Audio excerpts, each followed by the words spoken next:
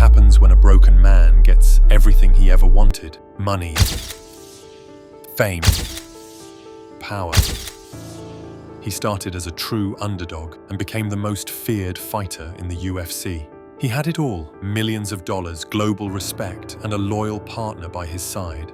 But then, something changed. The headlines turned darker, the behavior got worse. The world began to turn on him, and companies cut ties with him. Conor McGregor wanted to be the greatest fighter alive, but his obsession with fame, money, and controversy destroyed everything he worked for. And what came next shocked even his biggest fans. How do you blow a legacy this big, this fast?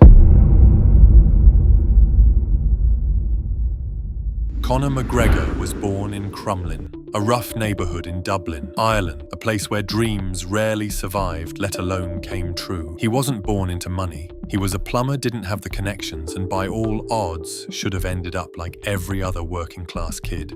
Forgotten, but Conor had something else: obsession.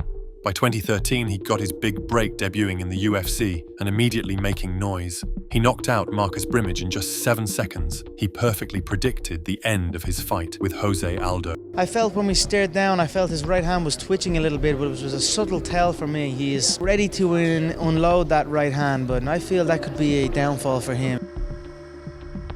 Caught him relaxed and smiling. Oh! Heavyweight champion of the world! This showed the man is not just hard-working, but also intelligent. And suddenly, this loud-mouthed Irishman was the most exciting name in MMA. Basically, he built the UFC to the top level. His event broke its own record by reaching 1.65 million buys. At this point, he was in a position where even the UFC was saying yes to his decisions because he was bringing so much business and promotion.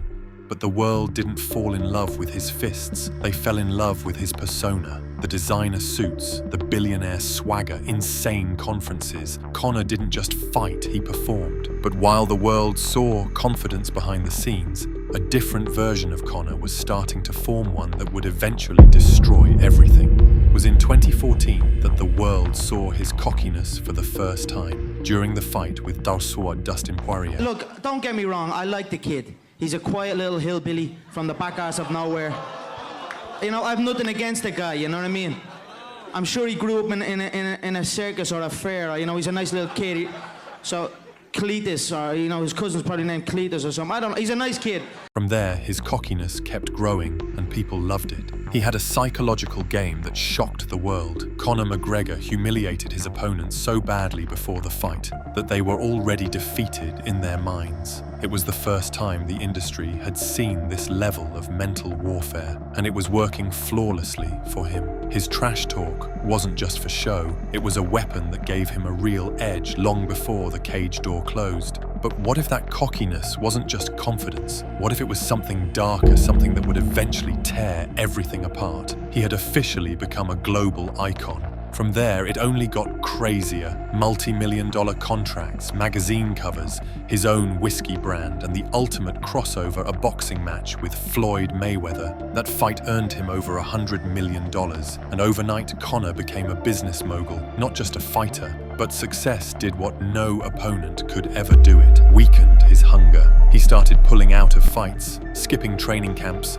getting involved in public altercations, and spending more time partying than preparing. And then came the moment that changed everything. A single act of rage that would turn fans into critics. In 2018, a fighter named Khabib Nurmagomedov slapped Conor's friend, which got Conor involved. He stormed the Barclays Center and threw a dolly through a bus window, injuring multiple fighters. The footage went viral. The UFC suspended him. He got arrested. Sponsors started pulling back, and for the first time, people began to ask, is this still the same guy, or has the fame finally broken him? That incident was followed by a brutal loss to Khabib, where Conor was dominated and humiliated. Sadly, his mind game didn't work with Khabib. Instead of staying quiet, he doubled down, trashing Khabib's family culture, religion, and digging himself into an even deeper hole. Legal troubles followed, and suddenly, the man who was once a role model had become a walking meme. But there was still one thing left to lose: his image, and what happened next destroyed it completely.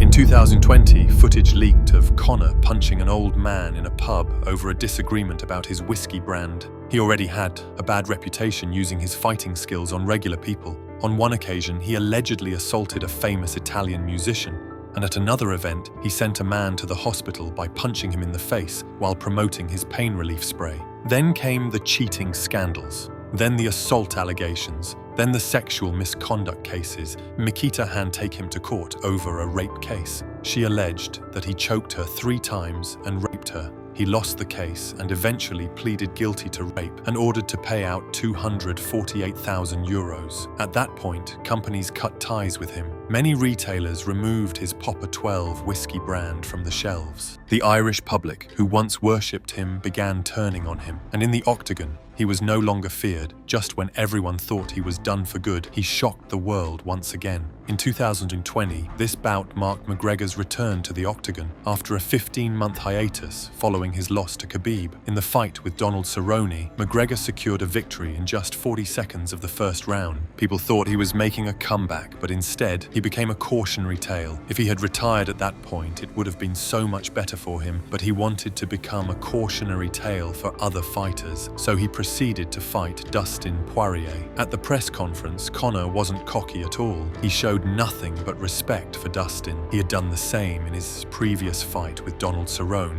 I'm actually I'd love to taste the hot sauce. I got a bottle for you. I appreciate that. I've got a bottle of proper for you. I'd love to share that.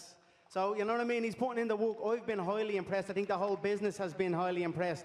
After that loss, many, many years ago, he rose up, became champion. He's given so much back. I'm honored to share this octagon with this man. It seemed like we're up here giving each other back massages, but Conor's, I just want to clear the air. Conor's team, McGregor Sports Entertainment, did reach out to my foundation, and they are, starting the donation to the Good Fight Foundation, and we have huge, huge plans for that. So, Conor, man to man. My pleasure, brother. My pleasure. Thank you. You're going to help a lot of people with that. Yes, and you. And people started to believe he was a changed man. But when the fight happened, he lost. Now losing a fight isn't the end of the world, but for Conor, it felt like the respectful approach had failed. So in the rematch with Dustin, he brought back the old Conor, the cockiness, the trash talk, the mind game. You're only a little bitch. Your wife is your husband.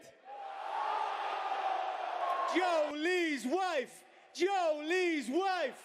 Joe Lee's wife. Fans were confused. What had changed since the last fight? But Conor doubled down on it. Then came the fight and disaster. Midway through the bout, his ankle snapped in 2. He collapsed, losing the fight in brutal fashion. But even while lying down with a broken leg, he didn't stop. He kept trash talking, trying to make an example out of himself. That moment, wild and painful, marked the last time Conor McGregor stepped into the octagon. Conor McGregor went from welfare checks to private jets, from underdog to icon. But one thing's for sure, in chasing the world, Conor McGregor forgot what made him great in the first place: hunger, discipline, and humility. But if you thought Conor's fall was dramatic, wait until you see what just happened to Nas Daly and why his career might never recover. I've clicked the video on the screen to see why.